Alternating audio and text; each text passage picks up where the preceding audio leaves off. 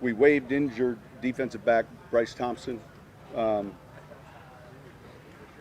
Today, with the schedule the way it is today, was back to more of an A schedule. We got a lot of situation work done. We got run play action. We got a whole third down period, 2 different red zone periods. And then quickly tomorrow we shift really the focus to being more on Arizona. Any questions? Sean, do you still plan to treat it, like you said, a traditional third preseason game and play? Yeah, you know what? We're going to meet today as a staff.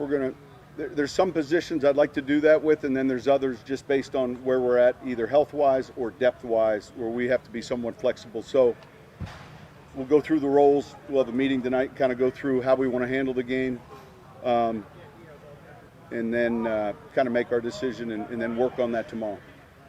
And how do you want to treat quarterback? We're gonna discuss it tonight. I've got a few thoughts, but I don't want to be early with what I'm thinking. Sean, Mike Martz here. Is he just?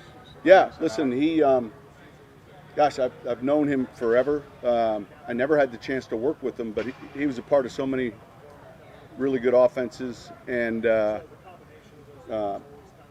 last week, put a call into him, and he's going to spend a few days with us. There's a few principles that I want him to really work with us on. So he'll be kind of sitting in on offensive meetings, being able to look at tape, and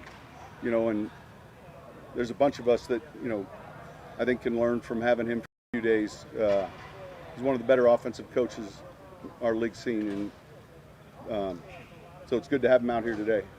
How did that mutual friends? How did something like that come to be? I just picked up the phone and got his number. I shot him a text. Is this still your number? And he's living in San Diego, and I said, hey, I've got a couple ideas. See what you think. And the whole time I'd said to the staff, someday I hope when I'm his age, someone asked me to come to camp and spend a few days. But no, there was a stretch. Obviously Brian Young played for him. There was a stretch where I was in New York, and it was a little bit coincidence, but it seemed like we played the Rams every year for about 3 years, and part of it was scheduling. And man, they had, everyone was studying their offensive film. Obviously, they set a number of records offensively, and so whether it's like, how'd they use Falk in certain situations? Is there something that we can do with Alvin that we're not doing currently? Is there something we can do with, our play action? If there's one or two ideas that we can apply to our team this upcoming season that fits us, then it's worth it. And he's exceptionally smart. Just having him watch practice and make observations, it's pretty impressive. Is the depth getting particularly challenging at a couple positions like tight end and defensive? Yeah, look, and then hopefully we'll have a better feel by tomorrow with some guys. But yeah, I think so. The other night we had a couple players have to play, 40 snaps. We got a little thin at corner. Those guys were that latter group was gassed by the end of that game, and so that's always the challenge sometimes in preseason when you have a full roster, but you're trying to hold certain players. Then somewhere someone has to pick up those snaps. How are you feeling about the depth at cornerback? Obviously, Ken hasn't been out here the last couple of days. Where are you sitting? Yeah, well, the other night it was tough. Now, we were sitting a few guys, but we're constantly looking at it. I think this 53 cut down, which takes place next week, I think you'll see a number of teams, involved like they are every year, and we'll pay close attention to. It's the message you're always talking to players about. If you're just looking at your position group and counting the numbers, you can be somewhat short-sighted. That you're really looking at everyone at that position across the league, and then in some cases, if you're making it as a special teams player, as a receiver or defensive back, you might be competing against a linebacker who's going to. So, it's hard to do the math always if you're just looking internally. So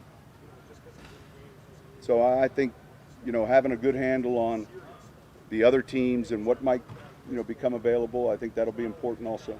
How do you weigh players who have been here all summer versus guys that you kind of like that have been in another program until next week?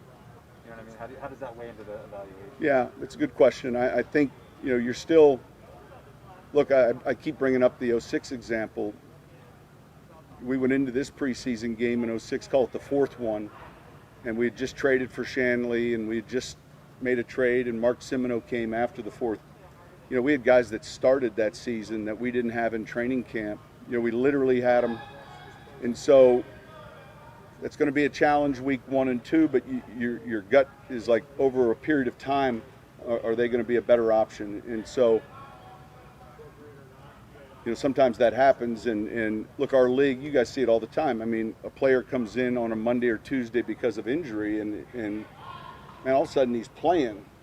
And we're all kind of looking at what number is he, and so if it's a player that's been here, certainly that's an easier transition, but sometimes it's a player that hadn't been here and he's playing. And so I think you got to factor that in, and ultimately you're weighing, the talent, the intelligence, availability, all those things.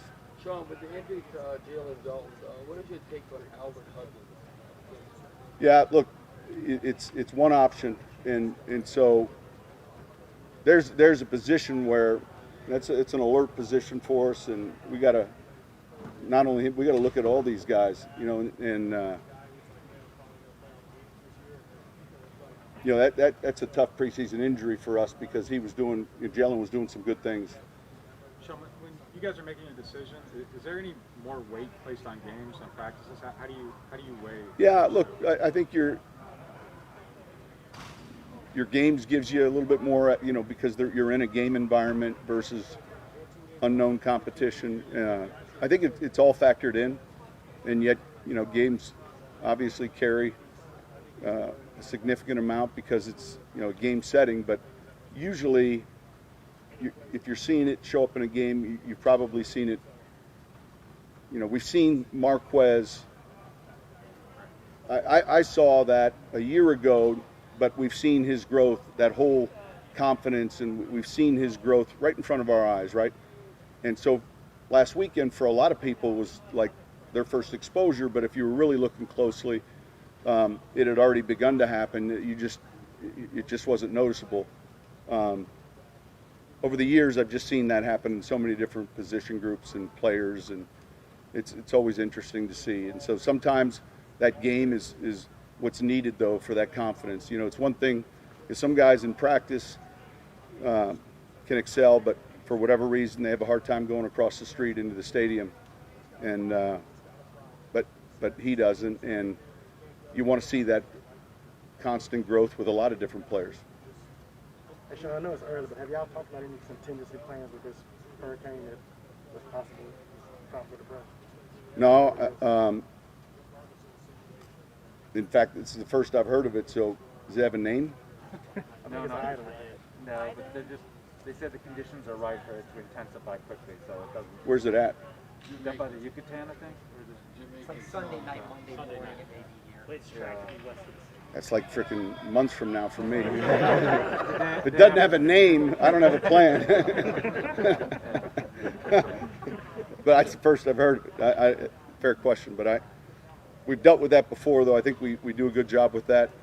Obviously, we'll monitor it, and it's that season, so yeah. Anything else? Thank you. Yeah, here's the, oh, never mind. Here's the trash.